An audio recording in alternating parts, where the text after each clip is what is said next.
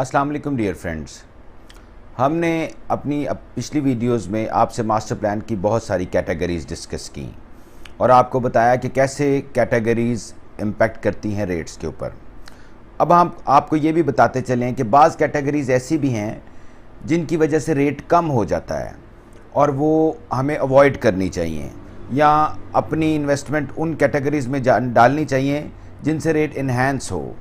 और कुछ कैटेगरीज़ ऐसी भी हैं जो लॉन्गर टर्म है, जिसकी इन्वेस्टमेंट लॉन्गर टर्म है या जो उसी चीज़ में करना चाहता है, जैसे कोई रिक्रिएशनल बिज़नेस से रिलेटेड बंदा है, कोई प्लेग्राउंड से रिलेटेड बंदा है, कोई क्लब बनाना चाहता है तो उसी को सिर्फ उसमें जाना चाहिए। अदरवाइज़ उन कैटेगरीज से अवॉइड करना चाहिए। अगर कोई कमर्शियल कैटेगरी है, रिहायशी कैटेगरी है, तो वो डेफिनेटली रेट्स को इन्हांस करेगी। कोई इंडस्ट्रियलिस्ट है तो उसको इंडस्ट्री में जाना चाहिए। और किन कैटेगरीज से अवॉइड करना चाहिए ये हमें अपने फोर्थ कमिंग वीडियोज़ में आपको इंशाल्लाह बताएंगे। हमने अपनी पिछली वीडियो में आपसे कहा था कि हम इंडस्ट्री को डिस्कस करेंगे।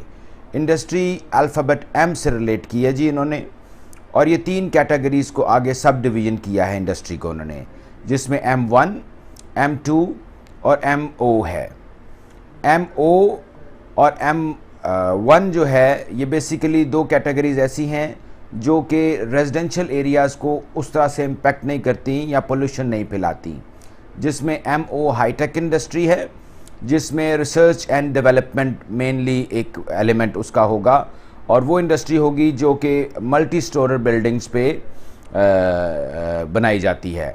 और M1 जो है वो इंडस्ट्री है जो कि रिहायशी एरियाज़ के करीब बनाई जाएगी। छोटी मोटी फैक्ट्रियां हैं जो कि उस तरह से फूड इंडस्ट्री है, पोल्यूशन नहीं फैलाती।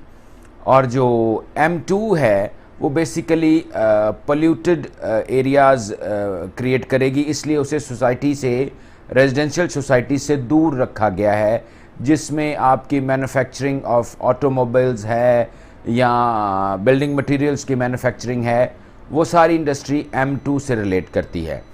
और ये मैं आपको बताता चलूँ कि GDA के बाय लॉज के साथ साथ जो गवर्नमेंट ऑफ पाकिस्तान का इंडस्ट्रियल लॉ है वो भी इंडस्ट्री के बाय लॉज उस पे भी आएंगे, लागू होते हैं। और हम अपनी आने वाली वीडियोस में इंशाल्लाह आपको जो गवर्नमेंट सोसाइटीज़ हैं वो भी विज़िट करवाएंगे, उनके क्या प्लस पॉइंट्स हैं, कितनी डेवलपमेंट हो चुकी है, कितनी डेवलपमेंट रहती है और वहाँ इन्वेस्टमेंट करनी चाहिए या नहीं करनी चाहिए, ये भी बताएंगे। साथ ही साथ हम आपको जो प्राइवेट प्रोजेक्ट्स हैं, यानी जो प्राइवेट NOCs दिए हुए GDA ने, ईच सोसाइटी का इंशाल्लाह हम आपको विज़िट करवाएंगे और उसके क्या प्लस पॉइंट्स हैं, क्या SOPs हैं प्राइवेट सोसाइटी के प्लॉट लेने के लिए जिन पे हमें अमल करना चाहिए, और जो उन SOPs पे पूरा उतरती हो सोसाइटी उसमें इन्वेस्टमेंट करनी चाहिए और दूसरी जगह पे इन्वेस्टमेंट नहीं करनी चाहिए। ये सब हम इंशाल्लाह आपको आने वाली वीडियोस में बताएंगे। बहुत शुक्रिया। JR Property Network, serving you the right way. For further information, you may contact 0322 444 007, 0331 438 0084.